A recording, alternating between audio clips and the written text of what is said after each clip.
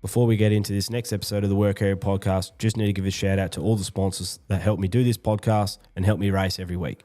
KRM Hot Shots, the crew that never stops so you don't have to. We specialise in express delivery of parts and products to the mining sector anywhere in Australia. Fast, reliable and on the road 25 hours a day, 8 days a week. When it needs to be there now, call KRM Hot Shots.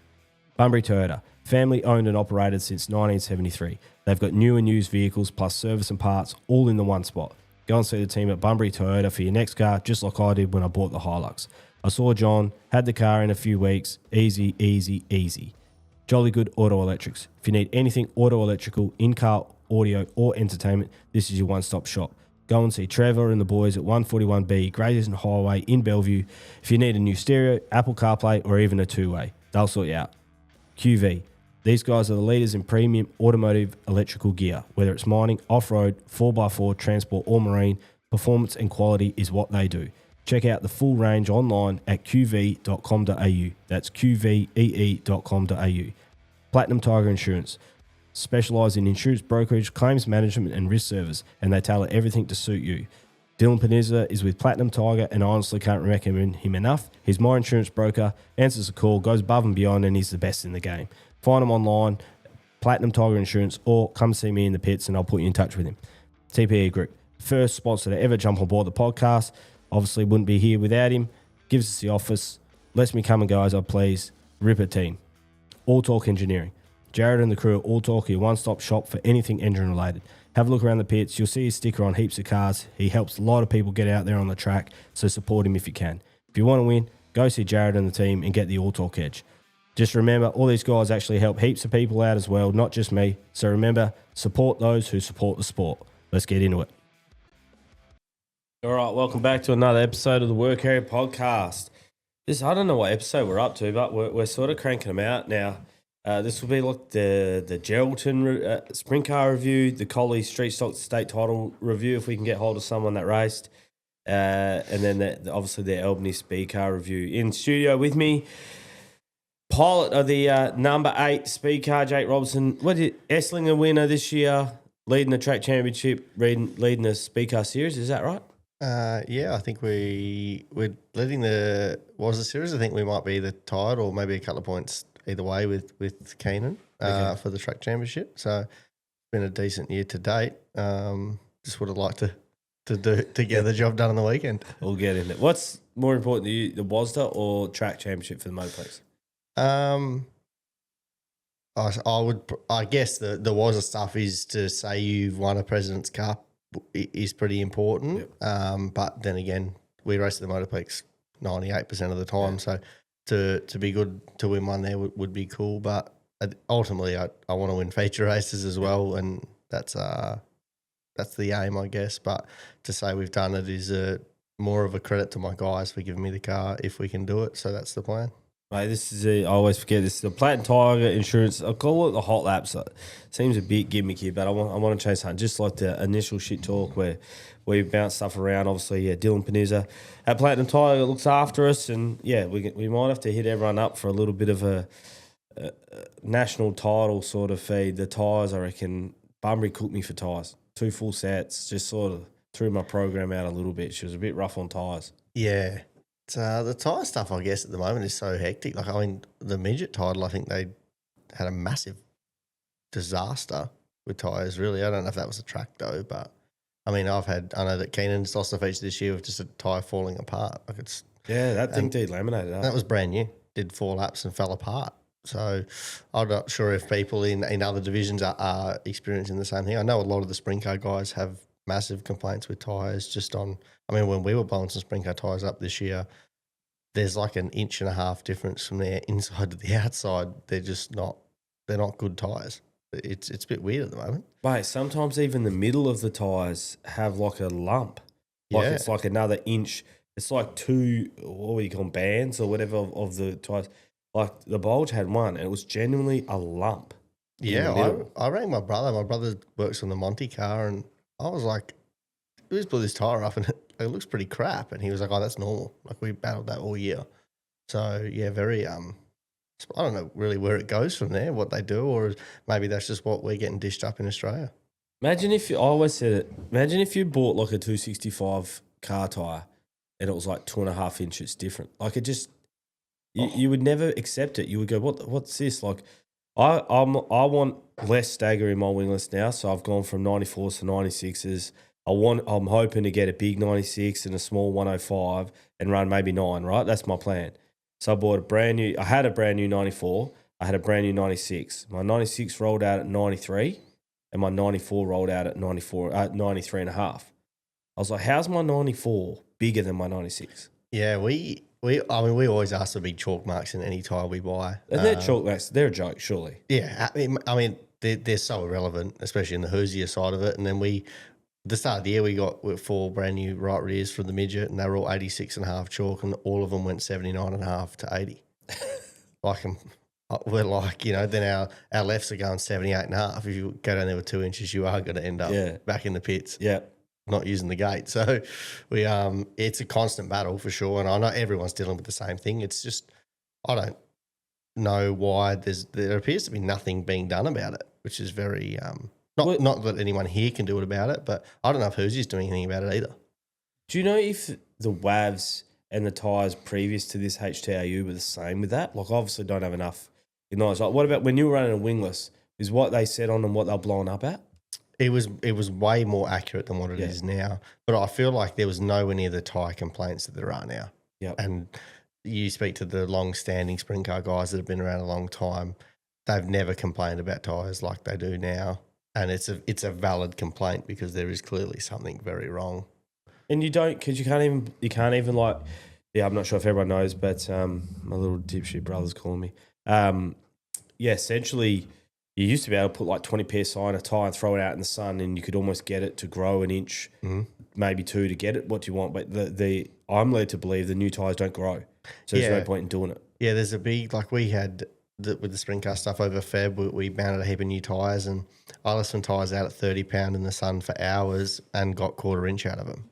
Yeah, really, which I hadn't dealt with the sprint car stuff since the wingless days. So for me, I was like, oh, maybe that's just what we're dealt. But the more people I've spoken to, definitely there is a real issue there. And I feel like you can go out with a car that's really good with, say, 11 inches of stagger for a figure, and then you put 11 inches on and go out again and your car's horrible because the tyre's so different, but they're the same tyre. So it's really odd that I don't know how they're combating it, so it's probably a credit to the good guys that are at the front that their crew chiefs and tyre guys are staying on top of it. Well, I've even heard people coming in and losing stagger. Yeah, well, like we ran definitely in our left rear. Our left rear was probably 2.5 pound higher than we thought it would be or what it should have been to what everyone told us because they kept shrinking. We battled the same thing at Albany in the weekend. Our right rear was 2 pound higher because our right rear shrunk all night. How? Yeah. And so like for me, I know like someone rolled out with say 12 inches of stagger. Tyres are pumped up to 8 and 5, 9 and 6, whatever they're pumped up at. They do a full feature race. They measure it straight afterwards, and the stagger's gone down an inch. Mm-hmm. And you would think heat, all of that, the tyres should expand, but yeah, for whatever reason, some of these tyres aren't doing that. And maybe people are setting up for the growth in the tyres to come in and they're not. It seems real odd. Yeah, I just feel like there's no consistency. That's probably the hardest bit. Like if it was they were all shrinking, you would cop it. But I've heard of people going to sort of like 9.5 pound the right rear, 7.5 pound the left rear, and then it comes in 2 inches bigger because they've grown. But then they'll put another set on, it'll be an inch smaller. I don't really know. I feel like everyone's had to work on their race car so much to make sure that's almost perfect because there's no margin. You can't control the tyres at the moment. They must be pulling their hair out a fair bit, those guys. Yeah, well, Alex obviously does the tyres. I would love to know, give half an inch. Like if they get 94s, how many are even within half an inch of being 94? And then 105s, how many are within half it? Like I don't reckon I've got any tyres that roll out within half an inch of what they're meant to be. Yeah, well, he told me only a couple of weeks ago he roughly had worked out he'd mounted like 110 tyres, whether demounting, getting stagger, remounting, whatever it was. That not necessarily that they've used that many tyres, but that's what they had. Like he'd roughly estimated he'd mounted, and he reckoned he'd count on one hand that were accurate. Yeah, that just seems like because if you put it to any other thing, like your road tyres, imagine if you went and bought 4 and road tyres aren't as expensive as these tyres. If you're paying $1,200 a set of rears or whatever it is for a sprint car. And no one will pay $1,200 for something that's not accurate again and again and again. But that's what we're all doing, and everyone has to do because. Do you know if American racers are having the same issue? I wouldn't know. I guess over here, especially WA, we don't. No one really. I mean, the few of the midget guys run them. But we don't. So I wouldn't know. Maybe in America, because I believe the issue is still in America. Like, usually people are complaining about them there too. So it's not like it's just they're giving us all the bad tyres. I think they're just struggling at the moment. Mate, I've got in here in this thing to go through my last podcast I did with the feedback and stuff. Like, I'll probably skip over it. I don't want to. Also, I had heaps of good response, but I know in the background there's probably not the greatest feedback for me waiting at some stage. But I think I had 28 phone calls the day after I did that pod, and you're right. It seems. No doubt I didn't get everything right, no doubt anything, but overwhelmingly there's an agreement with what I said, and maybe I haven't spoken to all the circles involved, but whatever. It is what it is. Mate, the Maddington Toyota Series, we're sort of getting towards the last swing of it. Dane wins for you? Yeah, I think he's they're just very good. I looked at the weekend and thought, and I haven't spoken to Dane or Maddie, but I'm sure they would admit they weren't super thrilled with the first night, but by hot laps of the second night, they'd worked it out entirely, and that's what goes to show how good Maddie is and how good Dane is. They almost appear like never bothered, never flustered, and that's probably why they're in the position they are. Well, I heard Luke Dillon say he called them world class, and I'm like, you just give them 2 bites of the cherries. I just knew they were going to come out decent, and Dane was like, I think he was more than half a second in hot laps faster than anyone. And then he was half a second faster than his entire group in hot laps, in qualifying, on the second night. Like, you just give those two, give Dane another go at the track to learn it, give Matty and Big Sexy another chance to sort of work on what they do behind the scenes. I was like, I just knew they were coming out quick. Same as Callum and Balls, like they were effectively nowhere on night one, like mid-pack. We're going to call Callum in a minute and get his feedback, but I just knew you give them a second night at it, they'll be all over it. Yeah, they just don't. You can't afford to give them one minute of that they're off the pace, because they're constantly always working. I mean, we ran the Cricky Boys shootout on the Friday, and we made the show and got in a bingle, and the A-Man and broke a wing stay off the chassis on the front, and Dane come over and welded it up for me on the Saturday at the racetrack, and I went over to see him, and they're the most intense but enjoyable bunch of people you'll meet. Like, they are all there having fun, but they're there to do a job. And, Ryan was there having a laugh and everyone was there, but then they go out and they're just all at fast every time and everyone knows what they're doing. So it's a credit to what Ryan's built, what Maddie's built, and Dane's, top level. And I hope Dane gets the rewards that he deserves, because he really is ridiculously good. And I think maybe people, because he got held back a bit, are still going, but what of this? He went out, he was very strong over East, obviously won a show over East, contended over East. 4th at the Classic, 6th at the top. How many people can say they've ever run 4th at the Classic? No. So I feel bad for everyone else that races a sprint car for the next 10 years, because I feel like he's really going to start to come into another level. I'm not sure if I spoke about it enough. Like, that Aussie title that I went over with the Crickies and was with them for the whole weekend. Just, I wouldn't say I was helping. I was hanging out with Ryan, really. We scraped a bit of mud, and I was mind blown with their approach to it. Like, it's serious and all that, but it's not like what I thought. Like, everyone just has a role, and it's not like, right, you do this. They don't talk about it. It's just it just happens. It's quite seamless. Yeah, Jason just sorts the tyres out, and it's not like a hectic response, but he takes notes. He passes them on to Matty. Do you know what I mean? Like, and it's not like he's sitting at a desk and studying. It's just like all just relaxed, and it's all calm, and you wouldn't even think we're at an Aussie title. I was like, even their car, like, I thought like there'd be a digital angle on the wings, or like, I thought there'd be this massive science to it, but I feel like they have a really good package, a really good car, and Dane just drives the fuck out of it. Like, Yeah. and there's so many people that look for every other excuse as to why they're not fast, except for driving as hard as you fucking can. Yeah, I feel like there would be, and I don't know, but if you asked Matty, I reckon their setup is nowhere near as advanced as people would think it is. Nah, no way. They've been on the same cars, motor shocks for, I guess, 5+ years, same driver, same crew. Yep. And that's, everyone does 4 shows and they're not winning, so they go and buy FK shocks, and then they do 4 more shows and they go and buy CSI shocks. But that builds stability in your program first. And I think the biggest thing is people forget, if you cannot wheel them and drive them, that's a very big part. Like you can get an amazing race car every night, but if the steering wheel attendant isn't capable, you're not going to win races. And that is the biggest one I see with car runners, that, why aren't we winning? Well, you've got the best of the best. It's probably you need to look at maybe the personnel. Fuck, sometimes like anyone, like even like Daniel Harding on the weekend, mate, like he can fucking drive. Mm-hmm. When that track was tricky and everyone's a bit lost, he was lights out. And I'm like, geez, he can drive. And sometimes maybe Dane and that's package and I don't know. I feel like sometimes like the crew chiefs don't get enough credit for how good the cars are. Mm-hmm. And the drivers still don't get enough credit for how good they are. Yeah. Like the good dudes are just fucking good. Swap cars, I reckon the results don't change too much. Yeah, 100%. And I think you're dead right. Like, the car's bad, it's the crew chief's fault, and the car wins. Yep. They're the best driver in the world. Yep. Like, it's probably the least rewarding job in terms of accolades that I've ever known. Yeah. But those guys, you meet them all, they don't care for an interview anyway.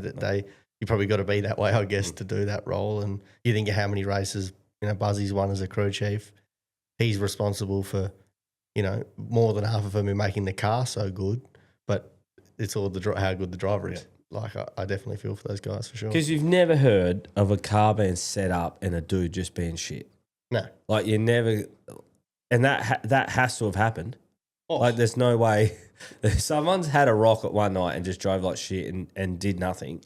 And it's never, like, I would love to know someone's gone, mate, the car was perfect and I was shit. It's just never happened. Yeah, no. But, every driver's got too big ego. We're all the same, aren't we? Yeah. Did you get any of Geraldton in, or were you busy doing your own stuff? I watched a little bit, what we could between the races in Albany. I was actually pretty pleasantly surprised with the way it appeared to run, obviously from a distance, and we're only watching through the coverage. But I know a few of the drivers I have spoken to enjoy getting out and racing at a different service in a different place to extend their abilities and their notebook. So that looked good. And I think from what I can gather, Geraldton deemed it pretty successful as a club, which is the most important. So hopefully that means they can do it again. And I don't know how you can't go back to it. Like, even Albany, I thought Albany was okay. It was quite dusty and there was just no character in the track. You guys got a really good track this weekend, but it was just almost like too smooth. But obviously Mikey Rimmer came up and I'm not sure the track, he was allowed to do exactly what he wanted on night 1 to the track. Night 2, he scarified the top and he sort of had a plan. He spoke to us just literally, we're just looking at the track on the second night. He sort of had a plan of what he was going to do with the track. And I'm not joking, exactly what he said happened. Yeah. Let the bottom go slick and I'll scarify the top for the feature. And the track was good. Like, crowds were huge. People were into it. People coming in at halftime, coming through transporters and stuff like that. Like, it was massive for the crowd. I'm not sure 2 nights would always be viable, but I feel like there's no way even the series wouldn't want to go back. Like, that was a massive success. 100%. And I think when you go to places like that, I've always said there's never any negative that comes from more eyes to the sport. No. Does that mean, a family up there that had such a good weekend travels down for the Barbagallo race next year? Does it mean all that? Well, then that's a really good result for the sport, the division, the drivers, everyone as a whole. I think you're dead right about Mikey. I think Mikey gets nowhere near the accolades he should. I think Mikey could go to any track in the country, give him a week there on his own to work it out, and he'd dish up a really, really good raceable service every single night. Give him the water cart and the grader. He has all the tools here, which, he's the track here of the best facility arguably in the world, but he's very good at what he does. And I think there's track curators that are amazing everywhere for sedans. but sprint cars are just a different beast. Like you could be the best dude for setup, say for super sedans, street stocks, whatever. Mikey might not even be the greatest for that, but I just think it's a very specific skill set to set the track up for the 410s and know what they do to a track, know how much like. So I think sometimes you could go to these country tracks and the curators or the people that do the track there are a little bit like, oh, like I know how to set this track up, and they do, just not for 410s as well as what Mikey does. I understand the 410s just abuse it so much, not necessarily in a bad way either. They're just so much power, big tired, so many of them as well. He does an amazing job, and he also they do a job where you factor in weather, which no one controls. And then again, you never and it was, from what I can see, it was pretty windy. 50k an hour winds just standard, gusts up to 70. Yeah, that's so what it was. Pumping with wind. 50 up to 70. So it's just constantly 50. Mate, it was crazy. Yeah. We'll give Cal a call. He's got the kids at the moment, so he might struggle with the call, he reckons. But we'll give him a quick call. Sort of chat through what's going on with Callum lately. Obviously, good for him to finally get an event up at his hometown. Like I don't think he lives too far away from the track at all, and he obviously doesn't have to travel finally for a weekend. And then hey mate, how are you? We're live on the air, Cal. What's going on? Oh, not a lot. Just at home at the moment, just looking after the kids. Mate, we'll get this done as quick as we can then, just in case the little ones fire up, mate. Just talking about, like, obviously I don't speak to the committee or anything like that in terms of the track, and I'm not sure you do, but, mate, the weekend, you have to be stoked with how it turned out, hey? Yeah, definitely. It's pretty cool to see my small local town that I live in is, can attract more than half the town there to go watch some racing that they've never seen before. Was there people that came to the track, mate, that would know you from sport or local or high school or something, and have never truly seen it, and they came out on the weekend and finally saw what you do? Yeah, well, there's a lot of people in town that play hockey and golf and football and all those sports that I used to play with them with, and obviously they've heard that I've raced in that before, and for them to be out there and watching it for the first time ever was pretty cool for them and myself to show them what sport I do. So it's just crazy that the whole town sort of got around it, and it was a pretty successful meeting in the end. Mate, any of the boys from the Murchison Hockey Club turn up? Yeah, half the boys did, but there's a few of them in Perth for one of our mates' weddings that I miss, unfortunately. Oh, okay, no good. What about any pressure on you, mate? Like, it doesn't seem like pressure gets to you at all, but like hometown hero, and it almost not that it would have mattered if you didn't get the podium, but like it was so good for the event itself that you were good on the second night and you jumped on the podium. Like, any pressure for you to go good on that weekend?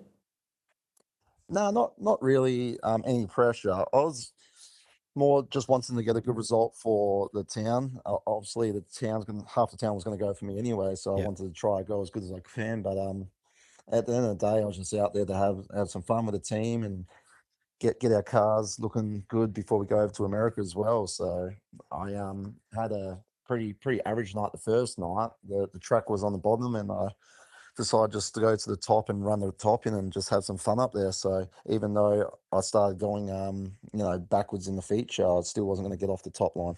Mate, I love that. I spoke to Mikey Rimmer before the second night, and I just said, I love that, mate. Like, I don't know what you were, 10th or whatever, man, but you could have just jumped in line on the bottom and maybe got 8th.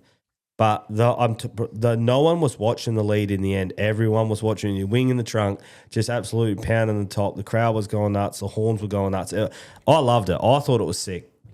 Yeah, it's I don't know. It's just racing is such an enjoyable sport. When you race as many years as I have, 16 years. There's some of those races where you're never going to get that opportunity to do that again. So I took that on board as this is going to be a once-off event in Geraldton, that there's never going to be 410s around there again. And why waste a good line at the top where you might not ever get that experience? So I was up there, and I think I'd done 27 laps, and I did get passed by cars on the bottom, but towards the back end of that feature race, I think there was 5 laps to go. I did actually start making some really good ground on cars. I was like, well, if there's just a few more people that came up there with me, they might clean the track off. But That's what I said. If there was it four good. cars running it, I reckon it would have been the Packed it line. in and made a line. Yeah. It definitely would have been a good line, but yeah, the second night was even a good night as well. Mikey does a great job. Obviously, he's one of the best to do it in Australia, and he figured it out. Obviously, the first night was a really good track if we had more people at the top, but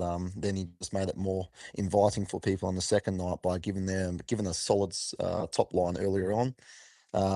And yeah, we were just able to qualify a lot better. We qualified first in our group, and obviously put ourselves in a good position. So to get third, obviously on that night in front of the home crowd was pretty cool. Would have been nice to win it because I reckon it would have just torn the house down. Oh, they would have ripped the fence down. Public holiday. An additional public holiday They would Tuesday. have jumped over for sure. Well, did you know the horns were going to be there? No, I had no idea. I had That no was clue. sick. Yeah.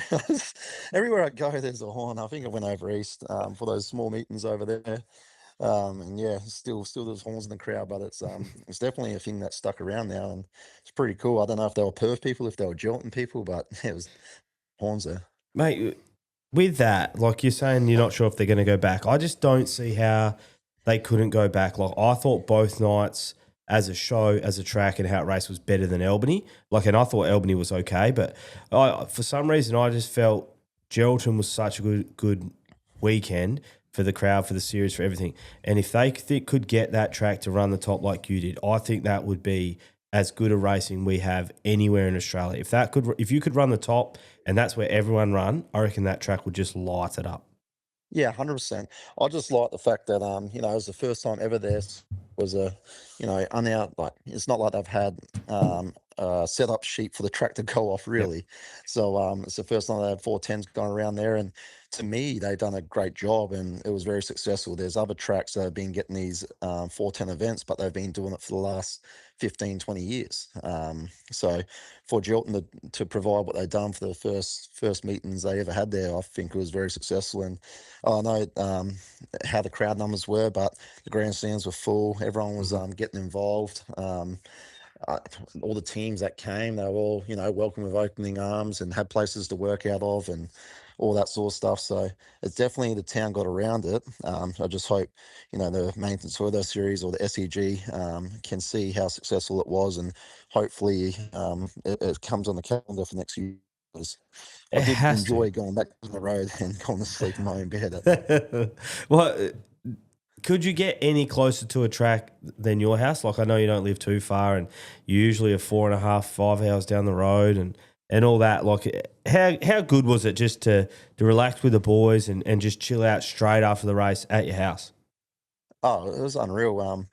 Yeah, it was pretty cool. Like after racing, we had the Diamond Bay's team come down and the Crickies team come down, and we just had a barbecue there and beers in the shed and tidying up the cars and just relaxing really. But all these years I've been working out of other people's sheds and getting them looking after us, and it's quite nice to return the favour to some of these teams like the Crickies and that you helped us out for all over these years. So it's good to have that in our own backyard here in Geraldton and show them what their town's like. I reckon half of them have never been to Geraldton before because they've never really had to come here. So it was pretty good. Do you know if you and Paul's, how much changes did you make between night one and night two, or is it just you adapted to the track? Oh no, there was a lot of changes that we had to do to the car, and a lot of my driving in qualifying. I had to change my lines up.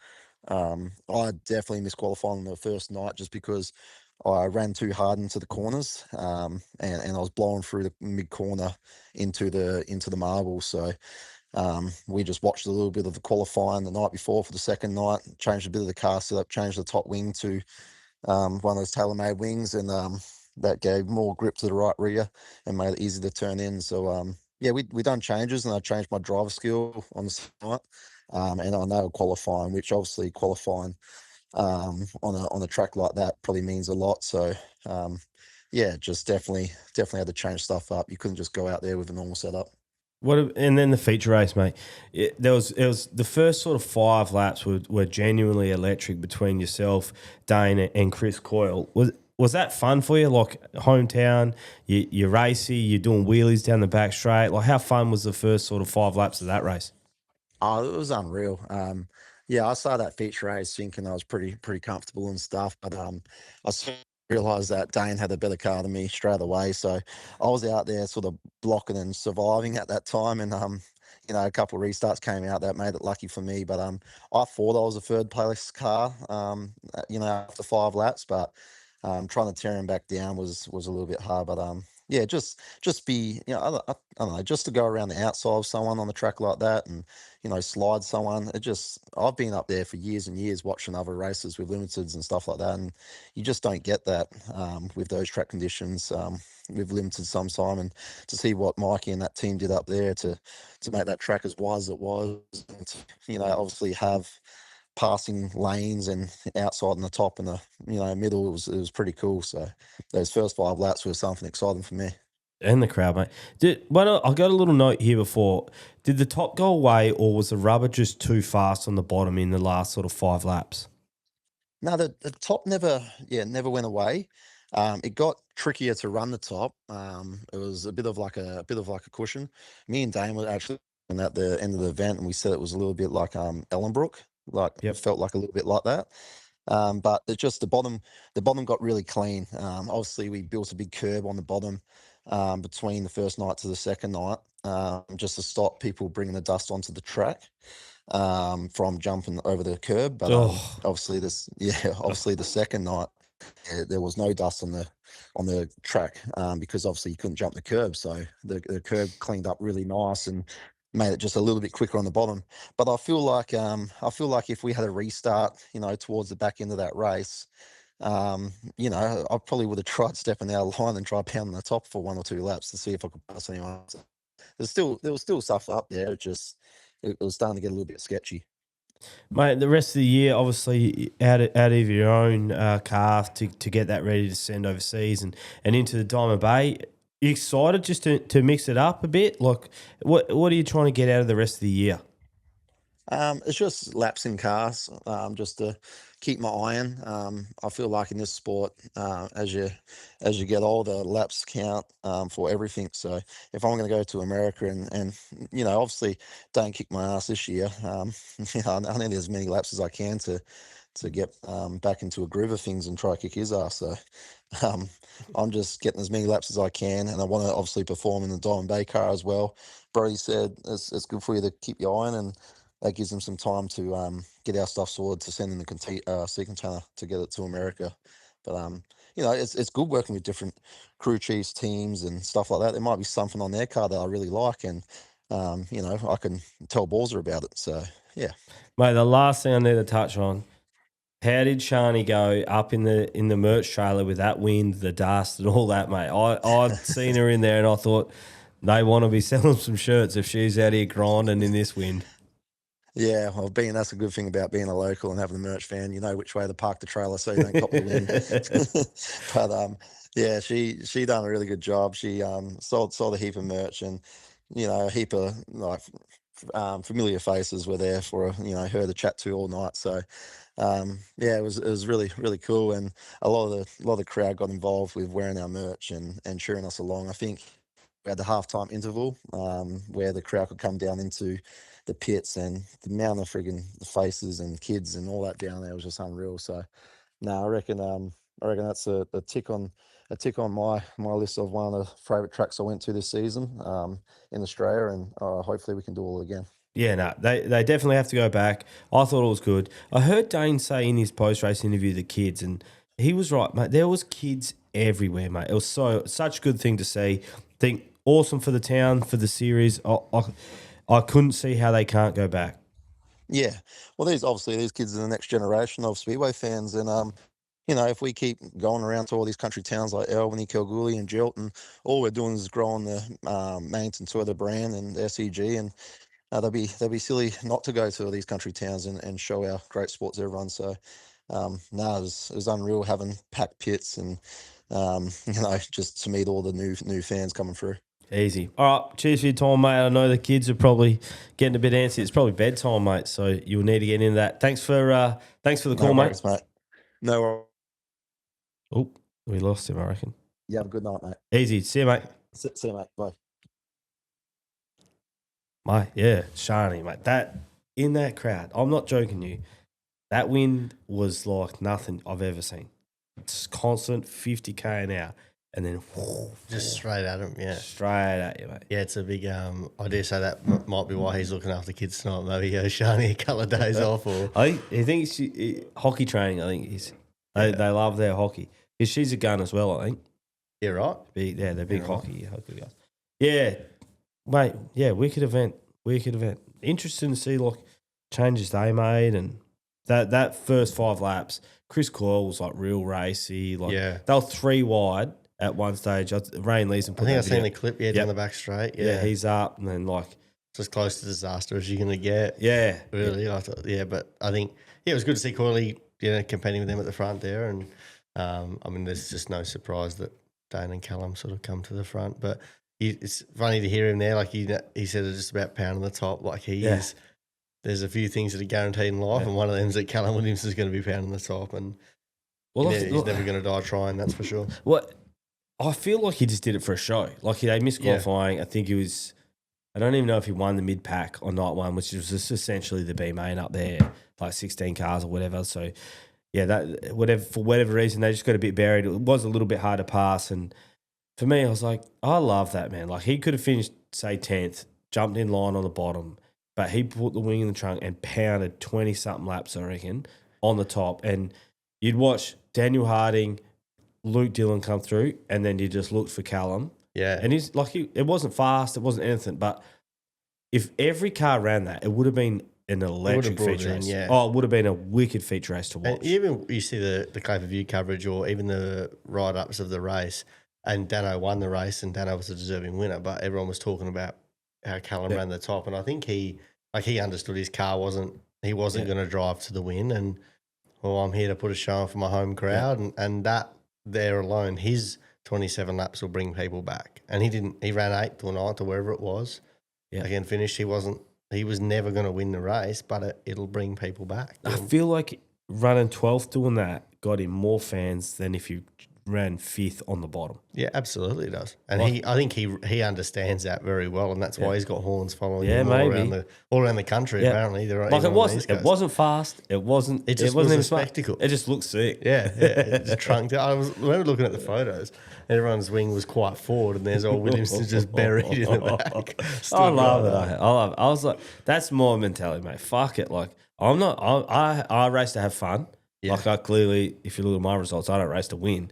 I race to have fun, and it's way more fun to do that than to tiptoe around the bottom and go like, I just don't want to make a mistake because someone will pass me. So you're protecting for 30 laps, like, and he's just gone stuff this, like, I think Cody Clayton ran next to him on the bottom for like 10 laps. They were dead even, and he was just ripping it on the top. Cody's tiptoeing around the bottom, like just slowing it up, smooth, get on the bottom, smooth and all that, and then Callum's just hammering it on the top, and just in the marbles, mate. But good on him, mate. Night one, I don't know how long to go on each or whatever, but I feel like just my takeaways from night one was just Trevor Jolly racing, obviously Trevor Harding Jr. and Dan, phenomenal. Dan said in one of his interviews he's not really good on a slow track usually, so he's really stoked to get the win. But to be good on a track that's slow, and he wasn't good. Like he brained him. He ended up winning by about 4.5-5 seconds. Yeah. And Luke Dillon was fast, real good all night. Feel like he runs a lot of tracks that are similar to that, but it was a weird night. Yeah, I feel like every time, say in Perth, the Motorplex goes like that lockdown super fast. Yeah. Dano's at the front. Yeah, like he that does suit him, that real lockdown. So I mean, it was probably a surprise to a few people to see him. He's a very good driver. It's not like a surprise to see him get a good result, but by his own admission, that's not his style of racetrack. But yeah, he did end up slapping him.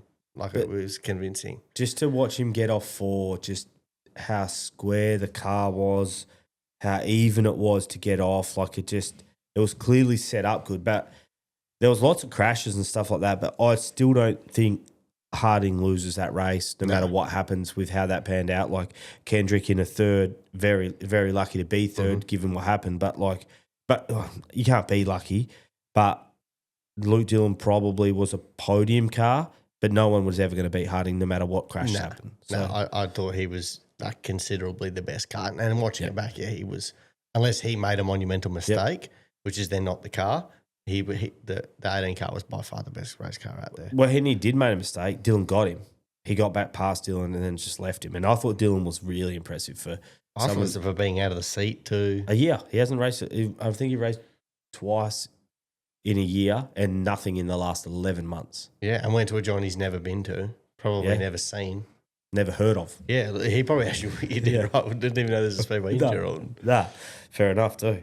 But really good. I think the crowd was really good on the Saturday night, which was night one. I got told that they actually covered their costs on night one with how successful it was, and night two was going to be all cream for them. So that's really good for them. Well, then, basically, if that's the case, you'd think that there's no way that they don't do everything they can to get that event back. And I would have thought the SCG would think that was a successful weekend. Yeah, I'm a little bit torn. I'm like, does it need to be two? But then I'm like, well, if they only covered costs night one, maybe they want to every time.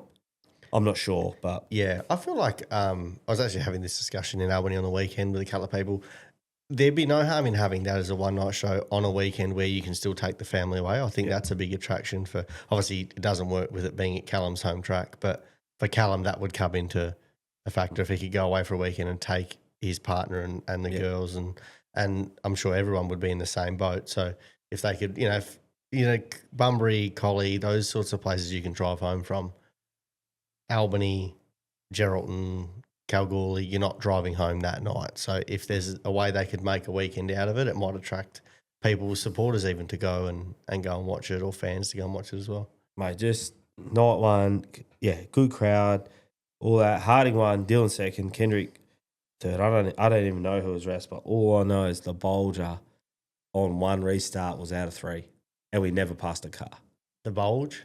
The Bulge. Top three. That's how it was. I think one crash had 8 cars in it.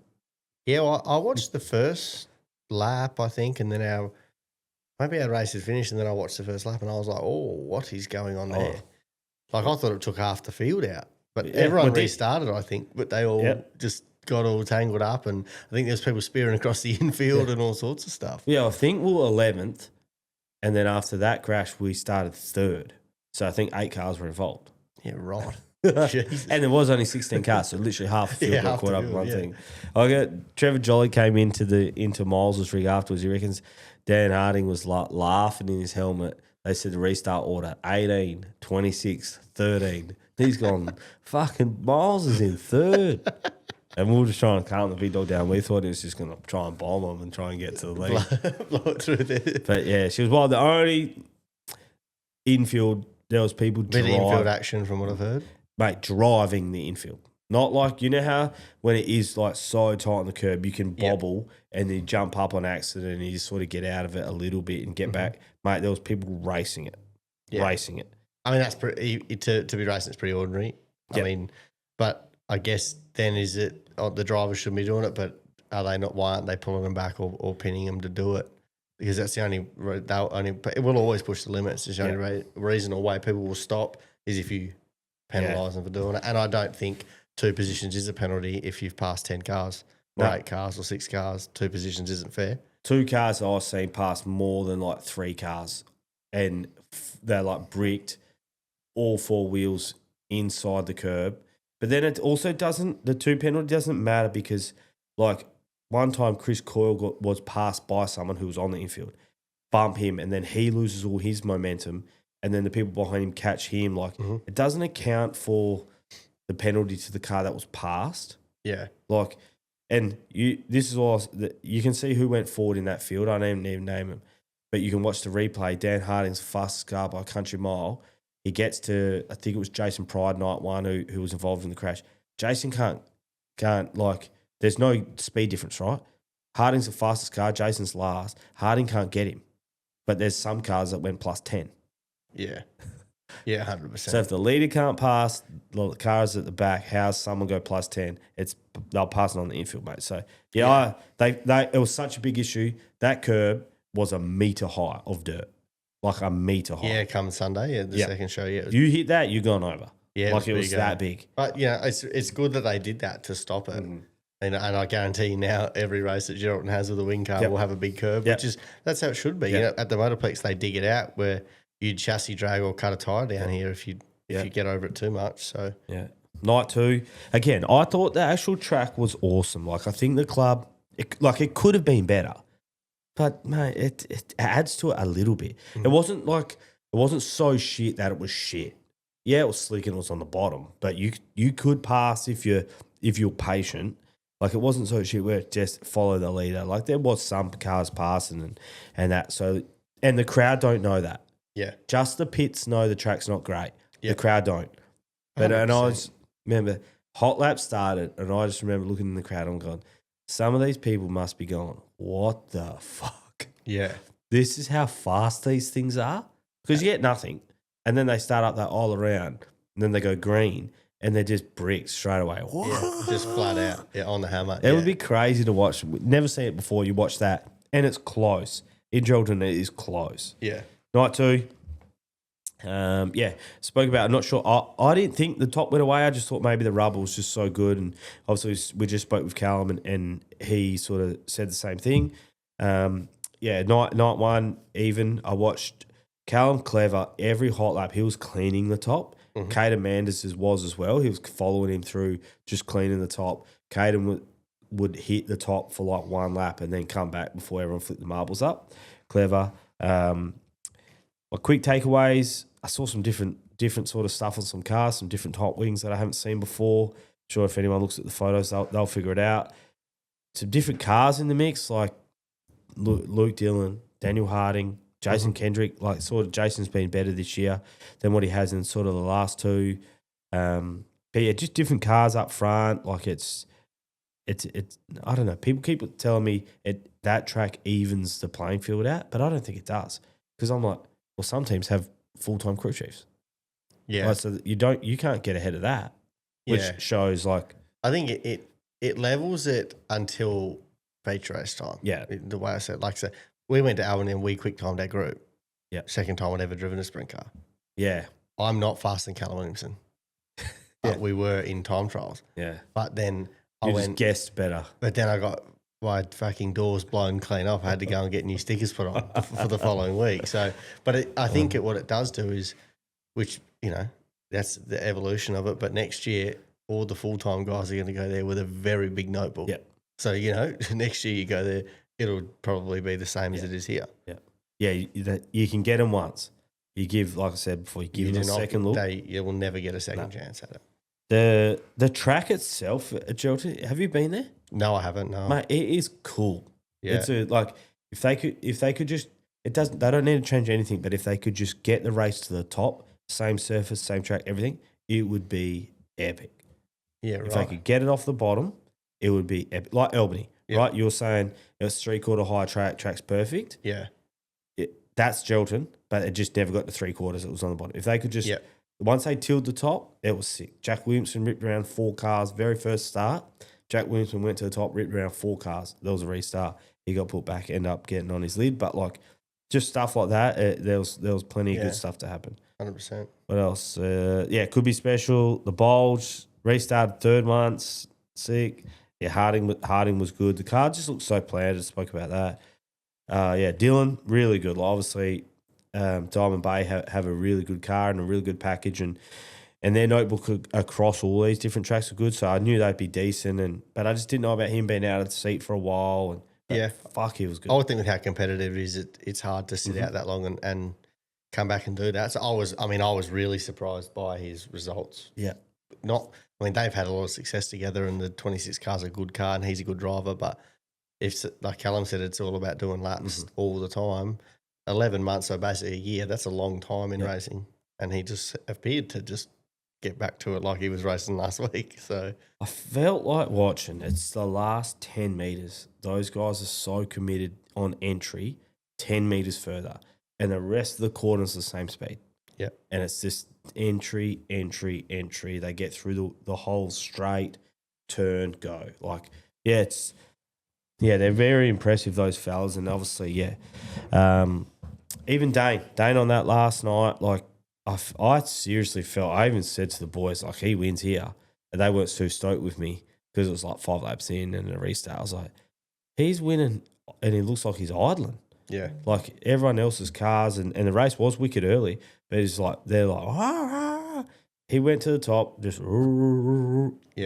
seemed like he was getting around easy. And not that you could ever get it out of him, I don't reckon. Dano keeps the cars close to the chest, but I feel like if someone showed a nose, he just would have went away. Yeah, plucked another gear, Yeah. I've literally, on my notes here, felt like Dane had another gear to go in the feature and just never had to use it.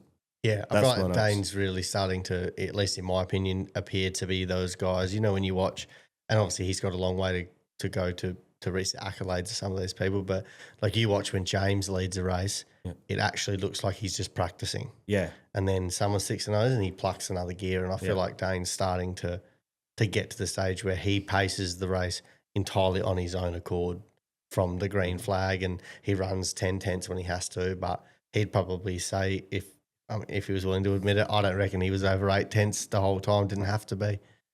I'll go through the results just on night 2, mate. We spoke about Dane, Luke Dillon, obviously Diamond Bay, Callum Williamson we spoke to, Dan Harding. Mate, Pridey. This is who. Pridey had a fucking good weekend. Yep. I think he sat at the front row first night. So I feel like he did both. I don't know if you can click it. +3. First night, quick timed, smooth, really good. Obviously, he's got Jay Prowl on the tools now as well. That cars looks really good in the last couple of weeks. I think he was really good in qualifying at the Motorplex the last couple of shows. Good this weekend, but the first night started off the front, involved in an incident, probably could have challenged for a podium night 1. And then the second night did it the other way, like started 8th and just moved his ways forward to 5th. So he was good. Chris Coyle showed a lot of speed as well. Obviously the second night raced a bit, and then it looks like his results aren't great 6, but I reckon he missed it out of 4 once. And it was just the guys were in line behind him. Would have been close to a restart. I think I can't remember if he just like got spinning out of 4 or got the wall or whatever, but it just like one mistake lost him that spot. Otherwise, he's battling for 3rd the whole race. Yeah, I think they would probably consider they've had a few tough weekends this year, so that would take a lot out of the weekend for sure. Ryan Farrell, decent all weekend. Obviously, hasn't been in it. Got a 410 for the weekend.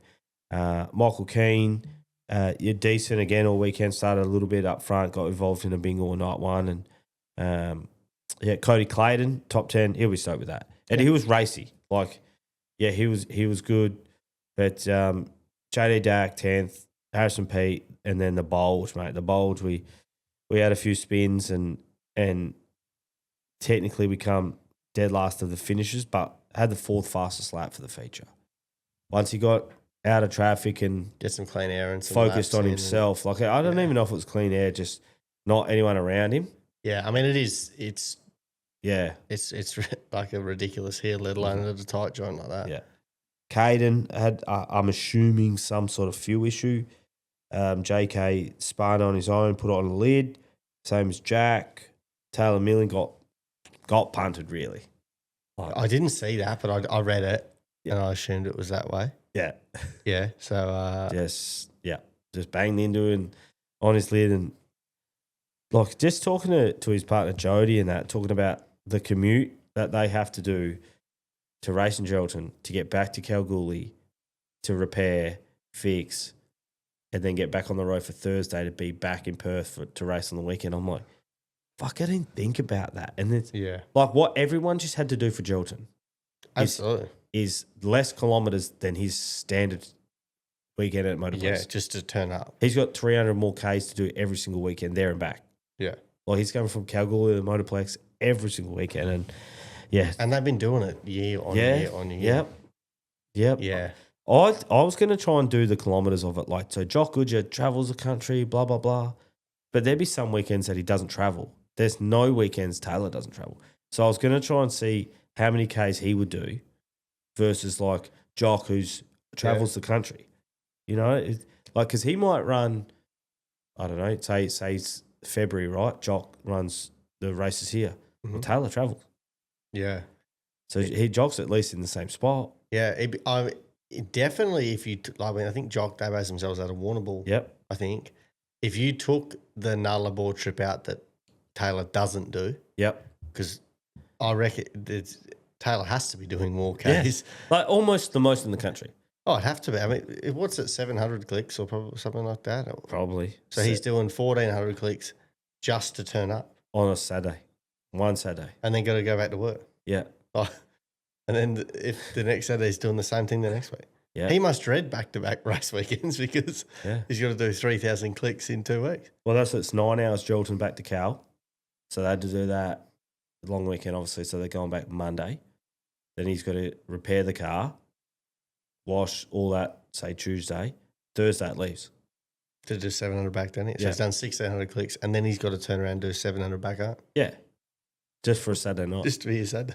And then he's got 5 weekends in a row, but one is finally going to be at Kalgoorlie. So 5 weekends of travel in a row. So 1,400 Ks. He won't even know what to do with himself for the Kalgoorlie home, mate. It's nearly, he'll nearly do 7,000 Ks for 5 races. Yeah. He'll get up and be able to have breakfast at home and he'll don't know what's going on. He could light it up or be dog shit because he'll be lost. Here we go. What is this? The stove will fire up for the first time on a Saturday all year. That's right. The bed, he'll be sleeping in his own bed. He'll be even all those things. I think people, misjudge like they're not eating. He can eat food at home and sleep in their own bed, which goes a long way. And if Johnny's cooking, I'm telling you, I had some garlic toasty thing, garlic cheesy good toast. cook. Unbelievable.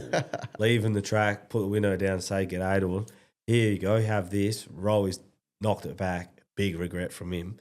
I've inhaled this thing. It was unbelievable. Focaccia, maybe? It's unlike Rolly to knock back a feet. Oh, he didn't know him, I don't reckon. He was a bit nervous. I was a bit sassy. Yeah, but yeah, unbelievable. All right, I have absolutely no idea. I'll go back to this. I'll quickly want to do it because I'll forget about it otherwise. The Limiteds, I want to give the shout out to the Limiteds. They packed the track, so they had to do their heat races. Mm-hmm. Then they stayed out and probably did 8 to 10 rolling laps trying to pack the top in after every heat race they did. Oh, yeah. Just to try and, they're all obviously local fellas or some might have travelled, just to try and pack it in and help the track like progress. Develop and, yep. You know, they don't have to do that. No, 100%. And that's almost like, you're the shit division, pack this shit in. They all did it. They all ran the top, like they all did it. So I've just felt just for that they need a shout out because it generally helped the show. Like, yeah, for sure. And 2 dudes, the Davis boys, these Matt and Nathan, fuck, they rip. Yeah, they right. drive hard, man. That was the best races of the whole weekend. Easily those 2 racing each other. Yeah, right. Easily. Henry Patience, I think it was Henry. I haven't looked it up. I'm pretty sure it's Henry. Lost a wing, nearly won the race. Like, night one. Mate, he was hammering. Yeah, right. No front, literally no. The posts, everything gone. Gone. Yep, just out of the top wing. Then he ended up splitting them. Those 2 were gone, and he just chip. Then he come and got them. But yeah, they drove real hard. I just think it's another example. Again, I do the notes at the time. I said it's another example that not all the best drivers are in the 410s. Yeah. You put those boys in 410s, like they're mixing it up. Yeah. But yeah, they put on a real good show. But yeah, it was Patience and the 2 Davis boys. I thought the crowd would have loved it anyway because they're local fellas and they genuinely drove hard. Like the 2 brothers, someone said it looked like they hate each other. That's how hard they'll drive. Yeah, I mean, for the limited stuff I saw in the from the limited vision, I guess I saw from the coverage between our races. Yeah, I think one of them, like they're banging wheels down the back straight in the heat. Yeah. Like they were fair into it. They're ready to go. Yeah, mate. That was good. Morgan, we got you there. Hey, mate, live on the air, the Work Area Podcast. We need your help, mate. It's very hard to watch a replay of the Street Stock State Title and Collie on the weekend. How would it be? How? Where do you watch it? It's on Real Speedway TV. On YouTube? Yeah, on his YouTube. Nah, he still must be uploading it because he only got up to the heat races today. Oh, has he? Yeah, I was watching it.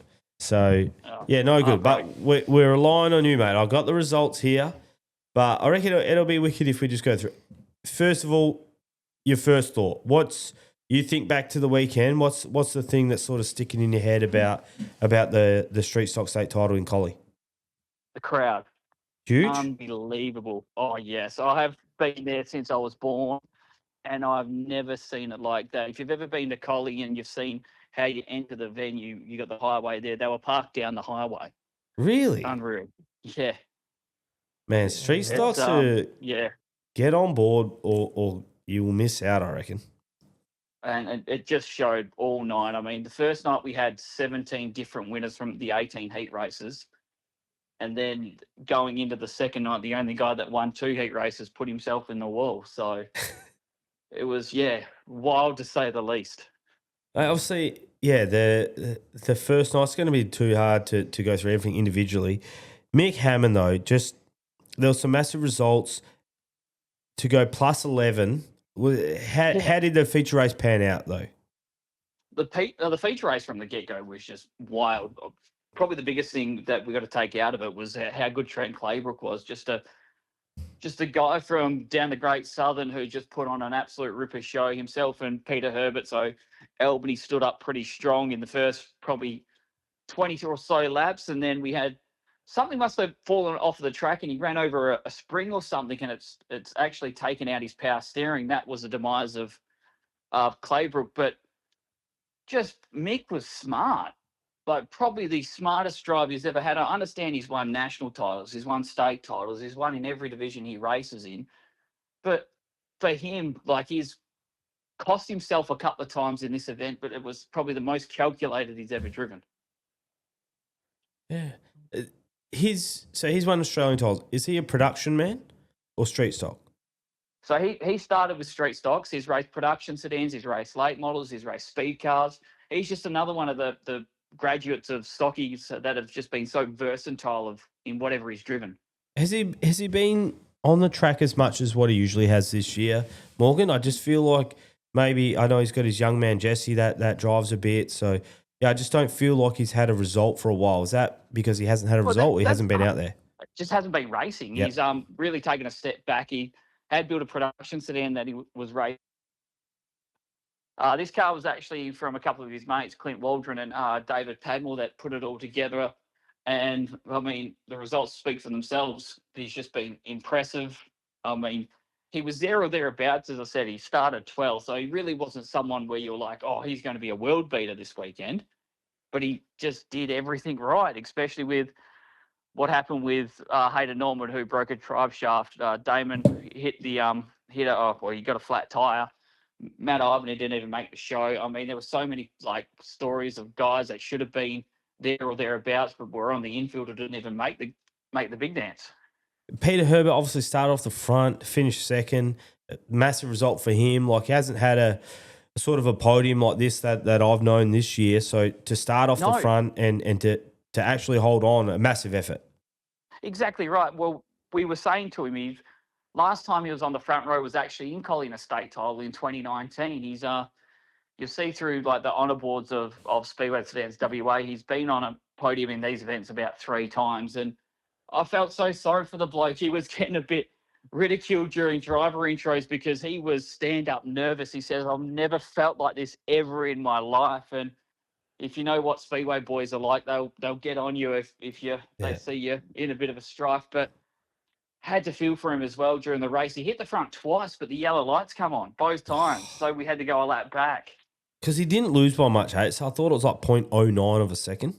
Yeah, 0.09 of a second. Yes, he just went the old tally ho at the end and got to the inside of him. And it almost had a run to the line like he was right at his door. So had the crowd on their feet the entire of the 40 laps. As I said, like last year we broke ground having it at the Perth Motorplex, but I've never had the atmosphere like we had. It felt like the Motorplex with Callum's Corner, with full of Derby people, the cheering around the whole venue. It literally felt like you were at, say, a sidecar or a solo event in the East, not in the East Coast, in Europe. Yeah, right. Like that good. Had that vibe. Oh, it had that country tang to it, but just like, I've never felt goosebumps like I did, especially when we went 4 wide for the A main. Just unbelievable. Shane Wild in third, the Manchester fella. Is this one of his sort of best results? Oh, this is his best result. He let it known at the end of the night how he felt about it. He was pretty happy with it, and went on to probably the sun come up. But beautiful. He was he was in the top 5 in points after night number 1. Grabbed himself a win. Started 6th and just was at one stage, I think he fell back to about 8th or 9th, but just kept staying there and kept holding back and was just very impressive. How was the track, mate? Was there 2 lines? Like, was it a really good track? It was unbelievable for Collie's standpoints. Like the B main, I think old Stevie O'Dowd, he decided he wanted to run the high line. He was up against the concrete wall for the majority of it and just missed out by one spot to get into the A main. Really? Yeah, it was. Shout out, Stevie. Good. Yeah, so it was pretty cool. It got a little bit, obviously, as it went on, got a little bit drier and a little bit more bottom dominant, but still there was passes on the outside. I mean, Gavin Minty, who went from the B main to make the show finish 4th, and he was passing him on either sides of the car. So it was not like there wasn't something there. You just had to be really committed to try it. So obviously Gavin Minty 4th, Paul Briggs local in 5th. Is that Briggsy up and about? Yeah, I mean, just the whole town about it was excited. He did a great job. Like he blew a motor at the national title and had his tail between his legs, even actually going to race the event. So didn't feel like he was on his best until that final night, and he just ballsed out in that feature race, and again was right there. I think it was like under 2 or 3 seconds between the top 5 when they come across the line. It was pretty damn entertaining. Ben Norman, did he go back to the rear? This is again coming from Nick Rose, so I'm not sure what's going on. He was doing the times for me. Went to the back, came forward, went to the back and come forward again. Is that right? He was like a yo-yo. He had more hits like Elvis over the weekend. He was involved in a lot of stuff. His first heat, he actually didn't finish. He put it on the infield. Won a heat on the last heat of the night on the first night. Then the second night again, just during that feature race, he was a bit of a ping pong. Like he clawed his way up the field and then got rattled back, and then it just happened again, and just was in a position every time to capitalise, but seemed to be getting the raw end of the stick. The next man I want to talk about, Dicko, mate. Is he one of the most unassuming and sort of underappreciated skills, and how he comes across? He doesn't come across as like a proper race car driver, but I feel like he needs to be looked at like that. Like he has not got the results that he's had since maybe the Brian Rose, and I know he's had a heap of results, but he's just constantly there. Yeah, he's a cool bloke. Like you wouldn't expect him to be a race car driver when you look at him, kind of with the raggedy hair, and looks like he should be sitting in a combi van. Yeah, with a few Powerade bottles next to him. Yeah. He's just a down to earth bloke that just loves the sport, and he doesn't do really good in heat races, but all of a sudden feature races come about and he just decides to crank it up a gear and want to get it done. Cody Avens. How did Cody's weekend pan out, mate? I started 7th and finished 8th. Like, was it ever a look? He did until they dropped the cylinder. Okay. Throughout the feature race, and he was up to 3rd at one stage and looked to have something for it, especially when it started to get so strong on the bottom side of the racetrack. But it just dropped the cylinder halfway through the feature, and he just seemed to be that guy that everyone struggled to get by because he's just so smart with where he places a car. Wasn't fast enough, but he just carried so much speed into the corners that he could keep up. The old banana.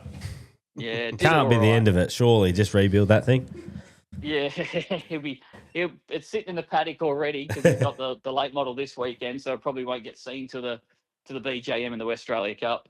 Ethan Genev, another local 9th, and then Stephanie Amaduri round out the top 10.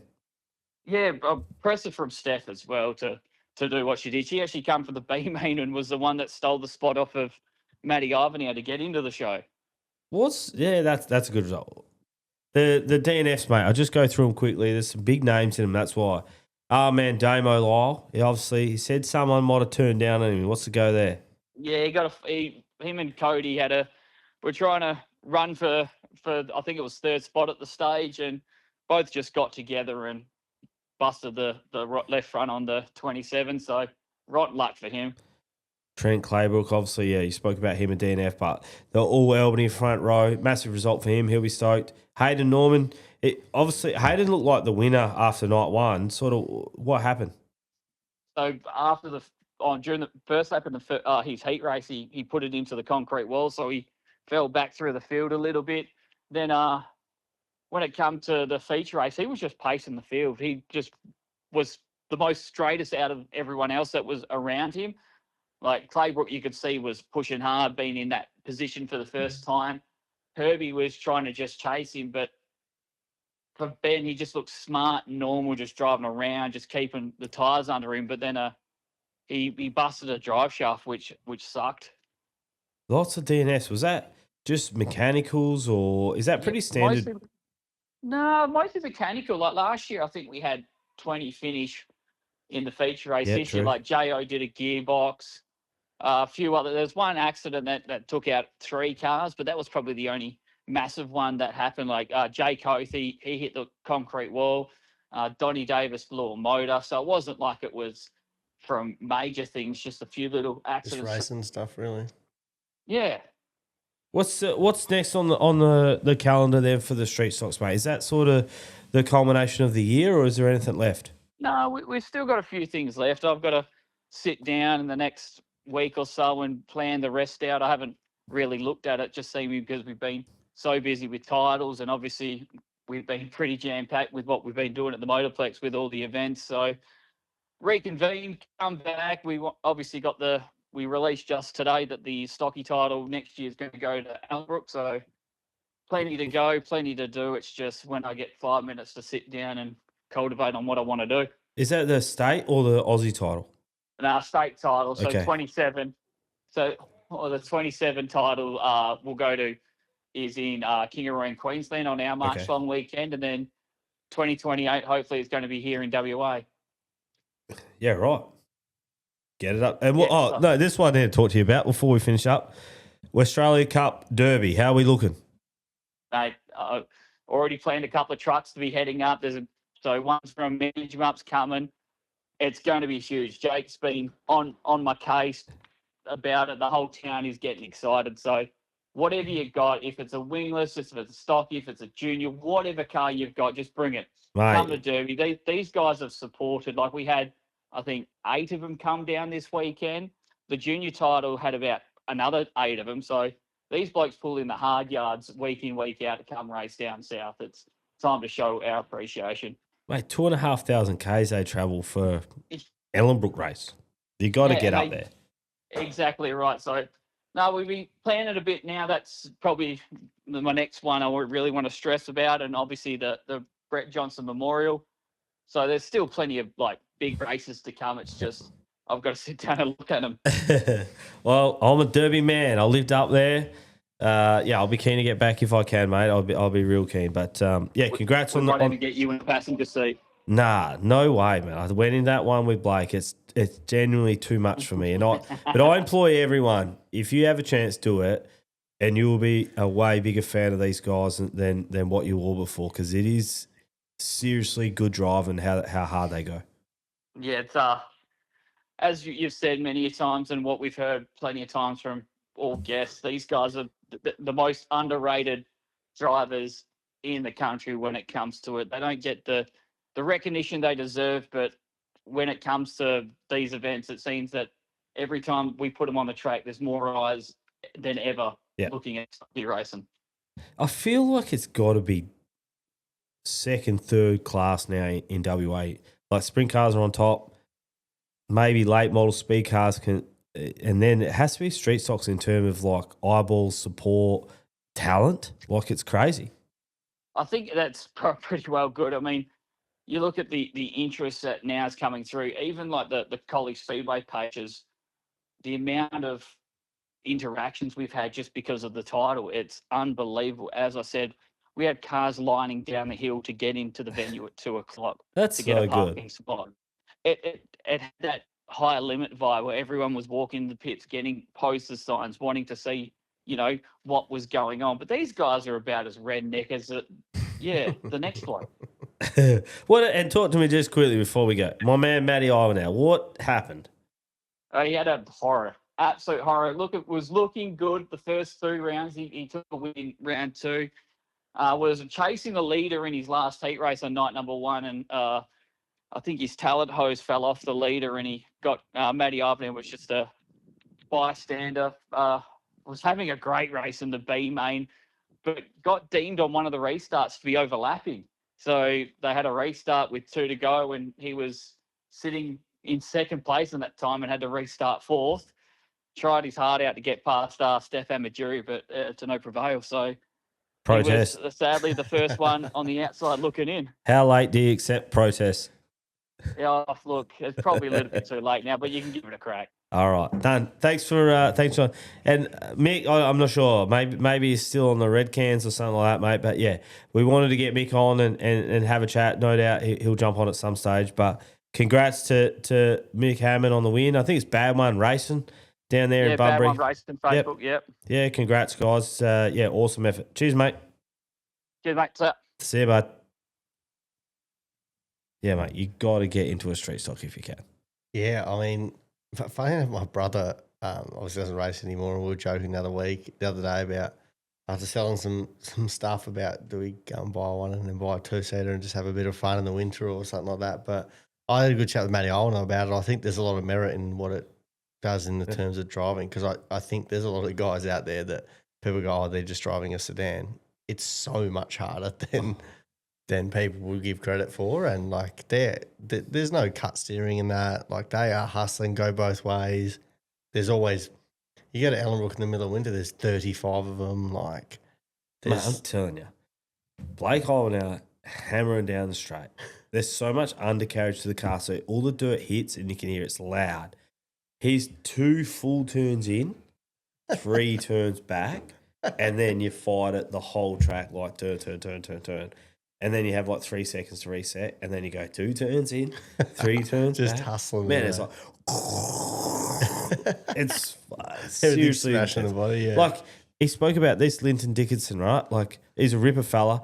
You would not look at him and think he could beat me. I'm telling you, he would smoke you. He's fucking right. They're all good, man. Like yeah, I sat next to Blake.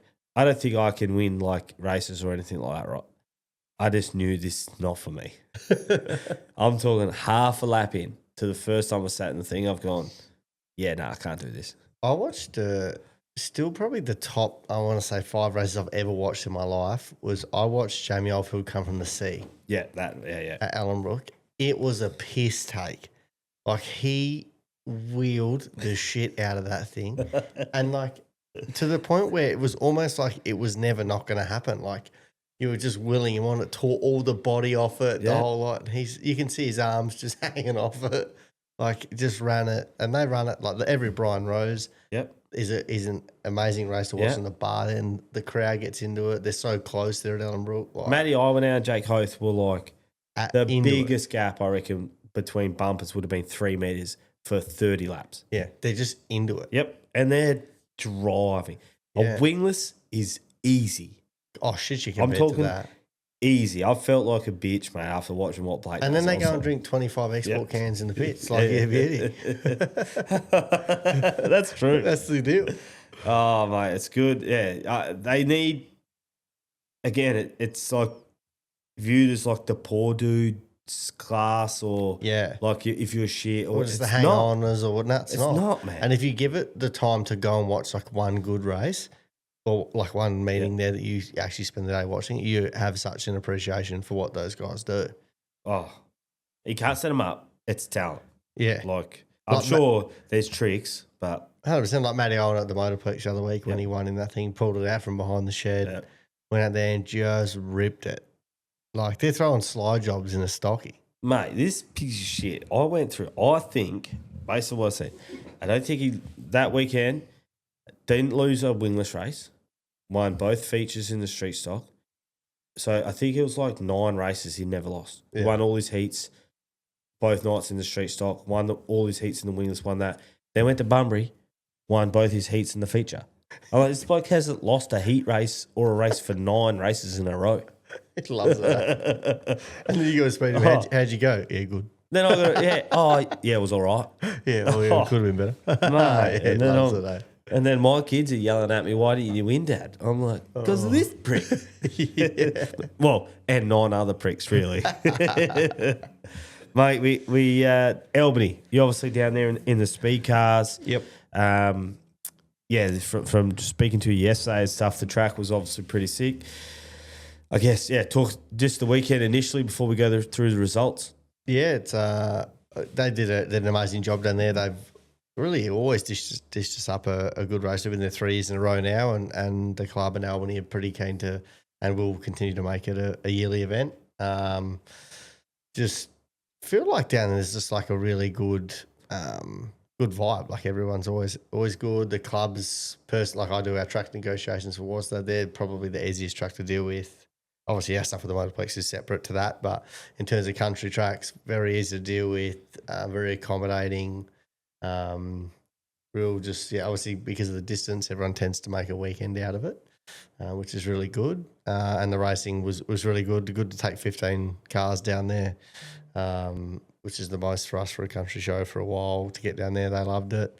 And the surface was amazing. So up on the boards in 1 and 2, which anyone that's been there can appreciate what it's like to get up on the fence there, and then probably 3/4 high in 3 and 4, and plenty on the bottom, plenty in the middle, so multiple lines, and it was good fun.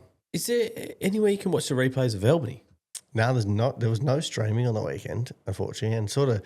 I don't actually reckon we'll race this weekend again, being in Albany, because there's always a sedan title. Yep. There's always a 410 show, whether it persists being in Geraldton or it was at Ellenbrook last year. Like, I think we'll try and reposition it to a show where we can, either get it covered, because I think it deserves it. The race deserves it, and the guys down there deserve it. And it was a cracking race, and just a really, really good surface. I probably, I got lucky enough to go to America last year and race a bit, and that on the weekend would have been the top 5 I've ever raced on in terms of surface. Just really good. Just consistent holes, but not big holes. Like, there was enough character to test you, but it was really good. Is it the sort of place that could hold a state title or something? Yeah. Like, do you guys venture away from the Motorplex for your titles? Nah, anything blue ribbon is definitely here. Yep. I always said, and I said it again on the weekend, if Albany was where Bunbury is, we'd race there 5 times a year. Yep. It's just that little bit far that you sort of got to make a weekend out of it, I guess. But if we want to run our state title at the premier event, but if there was ever an instance where the Motorplex didn't want it there, or the club didn't want it there for a certain reason, that would be absolutely the first choice. That place is just a great midget racetrack. You obviously some hard luck. It's again, Rowie was on the lap times, and no, he was lap times only actually, and going through, and it was like, Buddha's in front, or this or that, and then it was just Robbo's gone. There's been like 3 restarts. He gets 2 seconds every time. Like, the race, how did the race pan out for you personally? Yeah, we time good at the start of the night, and then really honestly struggled drastically from that point. Should have left rear bar, and through no fault of anyone's, obviously, and my guys worked hard. Good to have my brother back on the Spanish with us on the weekend, and Dad and him went to work, and for the feature got us pretty good. I think we got past Buddah on the start and got into second chasing Keenan, and sort of felt like that I knew probably 1 lap in that we were real good.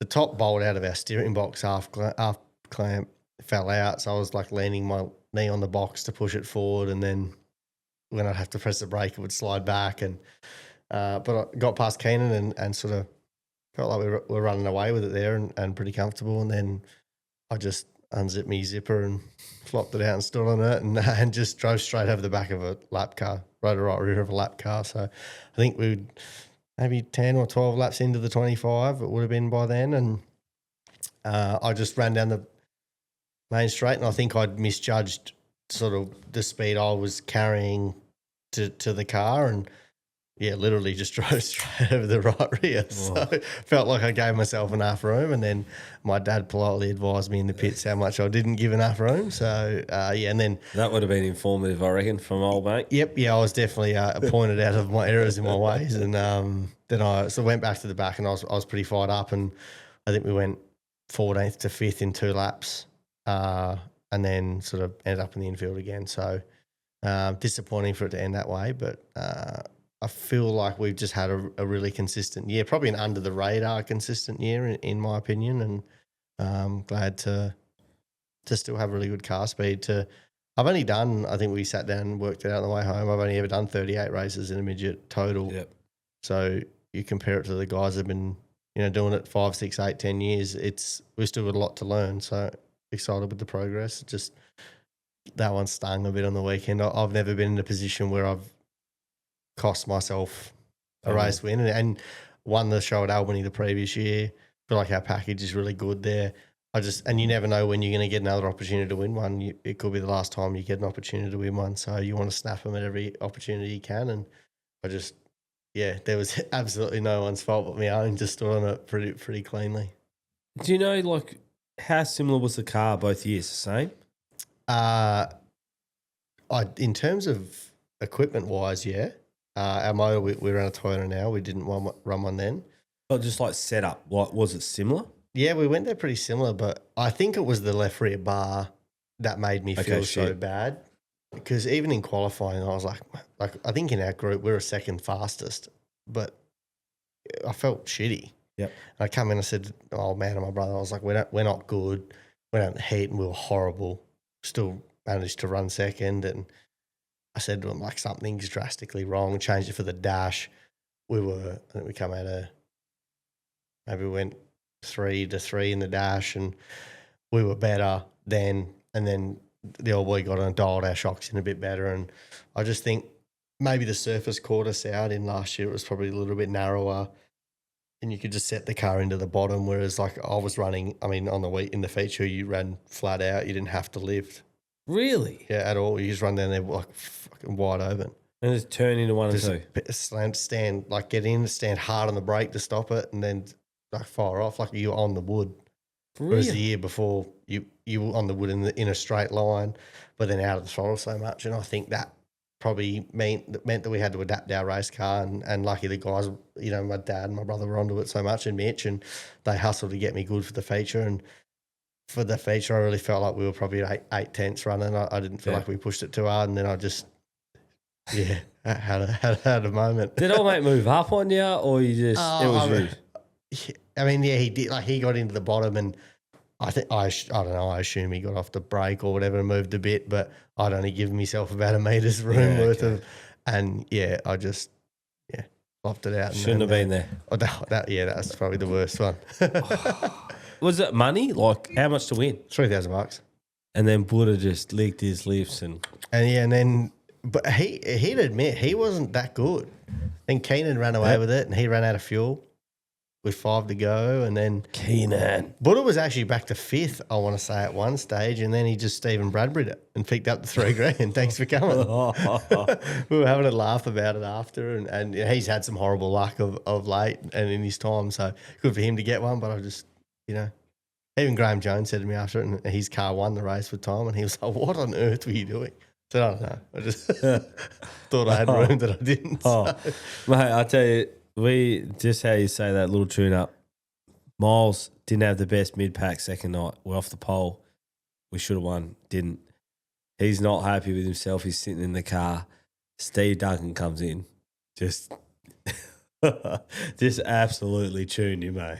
It's like not the appropriate time to do it. Steve Duncan did not give a shit. Just came in and just gave it to him between the eyes.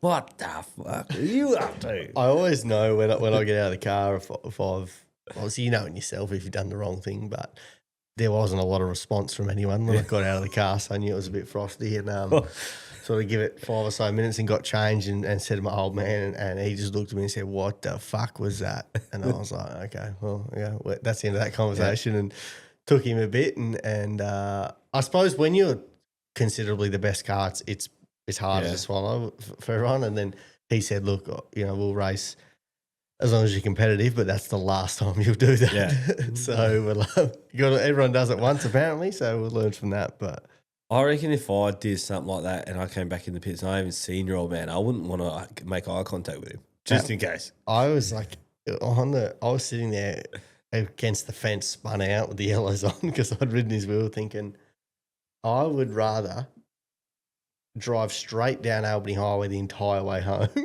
in this car than get out and talk to him right now. And he's obviously ultra supportive and they give me every opportunity, but we're there to do a job. My old man sees it that way. And if the car's no good, I get into him about it and vice versa. And not that that's really ever the case. We've always got a good race car. But, yeah, and, I was even finishing the race thinking, what excuse could I make for that? Yeah. And it was just none. It was just a balls up on my part, for sure. Yeah, because the crew put in like a massive amount of effort and they can work their guts out and they can't help the result. But so it's a frustrating if you're working and then it doesn't go your way. You're like, I still got to clean. I still got to wash. Yeah, my mum, bless her, she loves helping us out in that. But mum racing is not mum's favourite thing in the world, I guess. But she's always, as a mum does, don't be so hard on yourself or whatever. And Jared Coleshaw at All Talk's a massive supporter of mine. And I spoke to him the All Talk Edge, and I spoke to him on Sunday, and I was apologetic about making the mistake and he was like, well, there's no need to be sorry. But the way I see it, and it may be a little bit of a serious way to look at it or whatever, but we're all in Albany and taking time off work for me to drive, not for anyone else to drive. Yep. Everyone's down there, they're busting their ass. I get out the car and say, this needs to be done. They don't question it. They fix it, work hard to do it. My brother's away from his boys. My dad's away from mum and we're away from work and all this, and I go and make a mistake. Yes, everyone makes mistakes, but I shouldn't be doing that. And no one's harder on myself than I am. And I mean, if I put it this way, I was pretty dark on Sunday driving home. I wouldn't have been much fun to drive home with, but everyone goes, oh, don't worry about it. Well, but I do worry about it because at the end of the day, if I said, I don't want to race anymore, we'd be in Rottnest on the weekend drinking beers. Yeah. We wouldn't be down there in the freezing cold and everyone's down there for me. No, and it is a team sport, I get that, but it's the most selfish team sport in the history of the world. Yeah, I don't know, mate. Obviously, I have a lot of bad races. It genuinely affects like my sleep, like what I think about during the day, and I'm like, you watch it back on pay-per-view and you're like, what am I doing? I know not to do this stuff. Mm-hmm. Like, why am I doing this? Like, bad results affect me. But all right, anyway, so Buddah, obviously Graham Jones Racing. Yeah, obviously not the Aussie title they wanted, and it's sort of his first full hit out with them, and obviously got the win. Yep. And yeah, I know you're saying it probably wasn't as fast as what he wanted to be, but at the end of the day, there's $3,000 in the maybe not his account, but he gets the win. Absolutely, yeah. And they're fast everywhere they go. Yep. They'll be out swinging again this week. Yeah, they'll figure some stuff out. Billy the Kid obviously hasn't had a William Douglas. Sort of would be his first podium. I think so, yeah. Yep. I remember one race he was leading at the Motorplex front on the bottom, looked really good and was really impressive and then has just been okay since. So obviously a couple of people fell out, but you never know what a podium can do for confidence. 100%. I feel like they do it all. They brought a midget and went racing with no experience. He's a very good dirt karter. Yeah, I've seen him in dirt kart, mate. But they didn't know what they were doing and they're just working it out. And he's got a lot of ability, that kid, and I feel like he's going to be good, and that weekend will help them a bunch. I feel like he's, especially when it is maybe like that more bottom dominant track, he go-karts it around. He's got a go-kart steering wheel in it. Does he? Yeah, funnily enough, I seen that on the weekend. That's sick. I said, what's the go there? That he's it's got a go-kart wheel bolted to the quick release, and I feel like he's going to be good for, as long as he can stay in the sport, he'll be good for a long time. Even at the dirt karts, like for me, they all look the same except for him. Yeah. Like I'm sure Joel Ettridge, Jim Inglis might be in the same sort of thing, but when William gets on the track in a dirt kart, it's different. What he's doing is different to everyone else. Yeah, and you can't have that much talent and it not eventually translate. Yeah. Like he's just not used to it yet. Or maybe the car's not there yet. But maybe you throw him in an elite car. I don't reckon it takes him long to see what he can do in a dirt car. It'll translate eventually. Yeah, I think for sure. I think if you get those opportunities or the right people around you, what would take 3 years probably takes 18 months. Yeah. Or something like that. Rob Golding, when I seen the result, I've realised there's an email there sitting for me that I haven't got back to him about. I need to get Rob. I'll message you back this week, I reckon. But yeah, Rob, podium for him. Yep. Wicked for Quantum Collective. Yeah, Rob. Obviously, I seen he was in the mid pack. Like, so he's come, what is he? It's gone +7. Yeah, I want to say he would have come from 10, Yep. 10-ish around there. Yeah, Yeah, exactly. So 10 to 7, massive result. Obviously, only 3 fell out. Like, so yeah, he's had a massive result. That's wicked for Rob. Him and the team, they'll be stoked with that. Yeah, he's been a bit underrated. I call him the Dash Bandit. We changed the format this year, and I think he's appeared in almost every A-Dash bar the weekend. Yep. So he's been really good this year. Joel Watson, move forward to Alfie Guadagnino, Ross Haywood, Justin Felton. Few DNFs though. Yep. Yeah. Obviously, the ones of note would be yourself and Keenan, Patrick Watson, Lockie Marshall, Bo Doyle. What happened to Bo? I'm not sure. I think they said maybe on the socials they had a miss or something. I think they may have battled that a bit of the night, but I think Keenan, Pat Watson, Buddah ran out of fuel crossing the line. Will Douglas ran out of fuel crossing the line. Really? Keenan and Pat ran out of fuel. Yeah, we would have done 30 rolling laps. Yeah, okay. I think there was 11 stoppages or 9 stoppages. Is that crashes or like just the crew or the race dude just not having his shit together? Funny enough, the chief steward that we had down there, it was her first time chief stewarding the Speedcars, and she actually did a really, really good job. And Albany would be very happy with what she did, but just had, there was restart, just people spinning out or instances, or I was a couple of them, and they're just probably just being on a smaller racetrack, I think, catches everyone out that much quicker. There's just not the room, in a Speedcar or a midget in the Motorplex, there is that much room. Like if you ride a wheel or bang into someone here, you are not paying attention. Mm-hmm. Whereas there, it happens clearly a lot faster. Yeah. You make my mistakes sound a bit better, but here but there it's so different, and there's not here. You can make a mistake and there's 20 meters of racetrack to get away with it. It's not so much there. Did you watch the productions at all? Kind of light. A little bit. Was he? I think he blew up early, or something happened early, because he drove past me with his car on the trailer in his race suit, like towing his trailer out of the pits, like flat out. That's him. But then, like, not even changed, not nothing. But like they got around there good. They probably chopped it up enough for us to keep bringing the racetrack back. They ran Supermods, which is like some wild division. Just seems like fairly old school. And then these like little Formula 125s. Yeah, 125s. Albany 101, mate. I think Albany and Geraldton run them. Yeah, right. The 125s. Like literally, I think it's a motorbike 125, and they're just. I think it's just a 2-banger 125. Yep. Don't know. But yeah, no, mate. So that Kai Ellenbrook did a diff thing, took the diff out between heat races, drove it to some dude's house near Ellenbrook, re-welded the diff or whatever. Yeah. I don't know, whatever the sedan does, diffed that shit out of it, drove it back, put it in for the feature and won it. Yeah, he'd have to be in the country in the top 10 wheel people in just the way I think his issue is he drives shit too hard. Yeah. And it's not built to be driven that hard, because like he blows he's shit. Too good. Yeah, like he blows, because I think his right foot gets welded to the floor, and you watch him, a late model just tears decks out of it.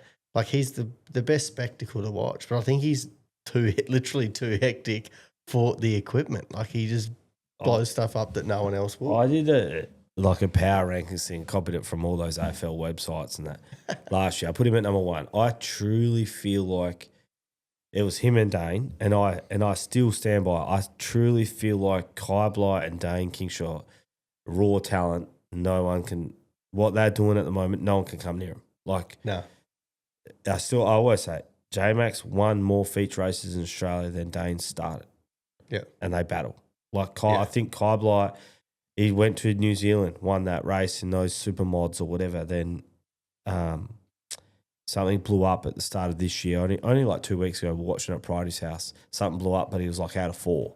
Yeah. Never raced him before, never been in New Zealand, goes over. To watch him run the production sedan at Ellenbrook one night, it looked like a late model. He was pitching it in. It just goes over on the front right and just got around. Like, he's a freak. He is incredibly good at what he does. And you're right about Dane. Dane raced a lot against my old man in a midget and got to. Not that I paid, I guess, a whole lot of attention back then. I didn't want to race cars back then, but I knew how good Dane was. And you see what he does, what he's doing now is exactly what he did in the midget. Yeah. Like he looks, like when he nominated and you went there, you're like, fuck, we're all racing for second. And that's almost what it appears like. He's just so good, you know. And I feel, you say how, everyone says how good Kerry Madsen is and he's early 50s. Christ almighty, if Dane Kingshot races till he's 50, he is going to, like, there's going to be a lot of sad people that chase the back of the 2 car for a long period of time. Well, I sent you a text and a few people out a couple of weeks ago, like, give me your best sort of top 5 WA sprint car drivers ever. And it's off the back of, like, what does he need to do to even get in the conversation now? Like, I know Ryan Farrell had it, but the World Series existed at you know, for a majority of this. So, like, I know lots of people, I don't want to take it away yet, and I'll do the numbers, but, like, how many people are that good? Go over East. Like, I think Ryan Farrell's got on a podium once at Warrnambool, and that's the only person from WA to ever podium at Warrnambool. Mm-hmm. He's 4th in his second year there. Just little things like that. I'm like, you look forward a little bit. Where does he have to get to be, you know, sort of the top 5 ever? And 3 series is now, but that's 3 series with Monty's here, Diamond Bay's here. Obviously, Crick that's him. Like, Callum Williamson's now one of those teams. Like, I feel like the same. Definitely, like I had a discussion with my dad about that, and me and my old man blew a bit about, you know, back in my day or back then. But I feel like the sport is so different now, and I feel like you can only analyze ability in eras. Yeah, like, because you look at people that have won, like, say Gary Rush has won 10 Australian sprint car titles, but nowadays you look at with everyone with identical equipment. It would be impossible to win 10 national titles now. Yeah, it would be. Like, but that doesn't mean he's not as good as these guys or vice versa. Yeah. Like, I think Jock's probably the one to break the mold. Like, he's fucking 24 or 5. He's got 2. Like, he's genuinely a chance to win 6 or 7 of them. Yeah. Yeah. If he, in the next 10 years, if he doesn't win 4 of them, I'd be very surprised. Mm-hmm. Then he's a 6-time champion. Like, but how do you compare it? You know, Alf Barbagallo and all these guys that won lots of races, but see, I know Alf won a lot, but no one had what Alf had, is what I'm led to believe. Whereas, like, now there's 15 sprint car guys that have identical equipment. So it's only down to the crew chief and the driver. Not like everyone can ring KRE and buy a motor. You can buy a Maxim and ride it, and you can do all of that, which I don't think you could do back then. No, you had to. Yeah, I think the racetrack's different now. The racetrack's so unforgiving on the fence. It was never on the fence 10, 12 years ago. It was always a car width down. Now it's literally on the concrete. Like, if you end up upside down.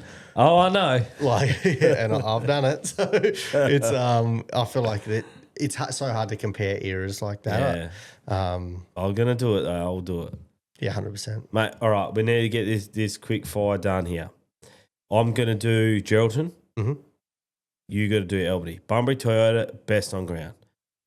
I'm going to say I'm torn between Dan Harding and Luke Dillon, but I feel like Dillon just hasn't raced. So for me, best drive over the weekend, podium both nights, Luke Dillon. Hasn't raced for 11 months. Could have maybe, it was a second car place every night, but I feel like that's extremely impressive from him. Yeah. He was really good both nights, not raced, new track, was real fast, made passes in both times, like pass for the lead. Yeah, I feel like Luke Dillon in the Diamond Bay car, which good for Callum. He's going to be jumping in that moving forward. But yeah, I feel like Luke Dillon was sort of the best in Geraldton. Who you got? I'll probably. You have to do you actually. Nah. So I'll do you as well. I'll do you. So Jake Robertson. Well, say that's Rowie doing that because that's what he was feeding. The feedback we're getting on the infield. You can do this one though. The Jolly Good Auto Electric Spark Up. Someone with shit luck. This could be you too, actually. You can't do yourself for this one. Mine, I just feel like Taylor Milling. He got punted. He has to restructure his wings. the travel element of it, like that's part of it for me. It's like you know how much he travels, but to do it yourself, I did 4 hours, mate. I'm thinking halfway back home, I'm thinking, where the fuck am I? Like, literally. This is shit. Like that's I'm driving home myself in my car, and I'm like far out. Like this is a fair hike. And I was just thinking about him and Jody in the truck, in the car, every weekend. It's 25 rounds of the year. Yeah. It's 15 hours a week, 16 hours a week traveling to race for 14 minutes a night. Because I remember doing the maths. That's when you break it down like that, that is wild. Yeah. Like, Hopefully the worm doesn't listen to this. He might reassess everything. But he does 15 hours in the car to race for 14 to 15 minutes on the track. Yeah, that is wild. So, and obviously, again, shouldn't have been in front of who's in front of it. He just got knocked, put over on his lid, and ended the weekend. So my spark up, the worm, Taylor Milling. Who you got? I got Keenan Fleming. Ran out of fuel leading, I want to say second or third time this year. Yep. He's a bit of exciting news. He's going to be in a Lynk this week. He's going to practice tomorrow night and get in a Lynk, and excited to see him Saturday rip around in a Lynk chassis. So that'll be cool. Cool for us at Lynk Australia to have another WA gasser on board. And when you look at his resume, it's really impressive. But I just feel like he's had some rotten luck this year, and the laminated tyres while leading and stuff. So I feel like Keenan's not been better or more unlucky in the same season. Yeah, he's just, and I mean, ultimately for me, we're battling it out for the points. So, I mean, maybe it's not a bad thing or something if something goes wrong, but like he's had a couple of races shot to bits and had things go wrong. I think he's been really good over East. Like, it's a shoulda, coulda, woulda season. Like he could have been, for sure. He could have won 5 races this year. Yeah, for sure. Yep. The QV Spotlight, one that sort of went underrated, a drive that went underrated. Mine's, I spoke about him a little bit earlier, but just going through the results, Jason Pride, like obviously Jay on the tools now with him, quick time night one, put together a really good night, probably should have won, just got balked. Dylan just stopped in a corner, just missed it into 1 and 2, and stopped, and Jason just had nowhere to go and spun it around and obviously went from a podium to rear of the field, and you sort of, based on how the season went early with him, you think maybe he doesn't bounce back, but then to not quick time or go as good in qualifying and maybe not heat, but to race forward like he did, I just feel like, he's just in a good area with how the team is, and on paper maybe you don't think it looks too good, but I feel like Pridey had a wicked weekend. They'll be stoked. Obviously, Brendan Condren's on the tours, his brother-in-law and stuff like that. They're up there just having a great time. Good results. I feel like, Jason will be stoked. He's probably running right now listening to this up at Rapids Road, which is what he usually does. So run a bit harder, Pridey. Who you got? Will Douglas. I think Billy the Kid did a good job. He made the invert in quali and I think ran hard in the heat, and he came out of 5 in the feature or something, a little bit behind me, but he's started to make really big gains, and they're just doing it as a full family deal. And cool to see him on the podium. I would love to be up there with him. But cool to see him up there, and I know he'll be full of confidence this week. He's quiet, eh? You do not get 3 words out of him. I reckon he'd be the only bloke that you could drive into and he still wouldn't say nothing. He's if you can get him alone and pry some words out of him, but he's not an interview. Put it this way, if Chris Mitchell's interview him, he's not Chris Mitchell's best interviewee, put it that way. Who wins, him or Matty Iowa now? No, Matty's good on the mic now. Matty's better, but Billy the Kid and Blake are right up there. Yeah, Blake. Yeah, Blake, you he win the Australian title and he goes, fuck, thanks. Yeah, cheers. How'd you go? Not bad. Then he gets in the piss, he ripped the lid off with a few beers and he's going for it. That's it. Maybe he needs to have a couple of beers on the podium and word him up. And to be fair, Blake's had more practice than anyone will get in an interview. The bloke wins everything. You're not wrong. There's not a race he doesn't get a microphone in his face. That's true. All right. Well, that's the Geraldton, Collie, Albany sort of hybrid. What, you raced this weekend again? Yeah, back at the Motorplex this week. Yep. What's this race for you? Nothing? Neville Lance Challenge. So, the twin. Yeah, no, it's actually changed this year. We've gone from the twins, which is good. We've actually adapted the Neville Lance Challenge. So the winner of the dash is going to get the chance to start from position 14. Yep. For a bit extra prize money. So put a bit of a race on to try and race to the front. So Tough. I reckon you could get to 5th easy. yeah, I think we're looking at 25 laps. I feel like hopefully, you know, I mean, if we're the person, I think that we'll do it, and just to try and do the spectacle, I guess. But you got to be, we're so close, you know, not just me personally, I guess, but like, you know, Tom and Keenan and Rowie when he's racing, and the guys at the front are so tight. I don't know if you can give them that much head start, but Yeah, you could lose from second. yeah, 100%. And we'll put but you know, it'll be a spectacle, and hopefully we can get our way to the front. Yeah, I like that. And I'm just going to stay away from the lap car, right, Riz? Yeah. Hopefully this week. Well, you got the motor, but there's a little bit more Yeah, room. a little bit more room.